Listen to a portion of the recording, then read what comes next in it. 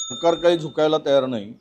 सरकारचे चेले सपाटे जे ओबीसीचे दुश्मन आहेत ते या JRचा कुठलाही ओबीसीला नुकसान होणार नाही अशा प्रकारची छाती बदलून सांगत आहेत।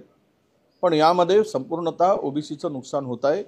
हे आता आम्हाला सर्व आमच्या सगळ्या तज्ञ लोकांनी आणि आमच्या सगळ्या एक्सपर्टनी आमच्या कायद्याचा अभ्यास करणाऱ्यांनी सरसकट त्या JRचा अर्थ सरसकट होतो। बावनकुळे साहेब म्हणाले की 4 जिल्ह्यापुरती मर्यादित आहे। अहो निजामशाही 4 जिल्हे होते, 4 चे 8 झाले आणि 8 झाल्यानंतर जो ओबीसीचं प्रमाणपत्र मिळतंय ते प्रमाणपत्र ओबीसीचं कुठेही महाराष्ट्रात देशात कुठेही लागू होतं।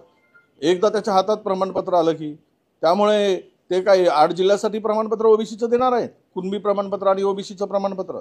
म्हणजे असं कशाला दिशाभूल करून बावनकुळे साहेबांना विनंती आहे की तुम्ही ओबीसीच्या भरोशावर मोठे झाला।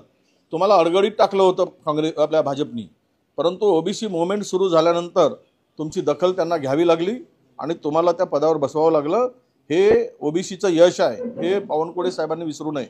आणि त्यामुळे त्यांनाही आमची विनंती आहे की या JRमुळे नुकसान होत आहे, तुम्ही जरा हिम्मत करून बोला मंत्रिमंडळामध्ये, तुम्ही सत्तेच्या खुर्चीसाठी वाहत जाऊ नका अशी सुद्धा आम्हाला त्यांना विनंती करायची आहे। राहिला विषय की आता 15 दिवस झाले, 20-16 दिवस आमचा मोर्चा निघून सरकार काय हलायला तयार नाही।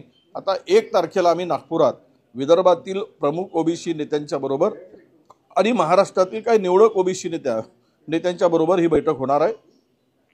पुढची रणनीती कशी ठरवायची हा JR रद्द करण्यासाठी, कारण हा JR रद्द झाल्याशिवाय कुठल्याही परिस्थितीमध्ये ओबीसीचा आपण नुकसान टाळू शकत नाही, ही वस्तुस्थिती आहे।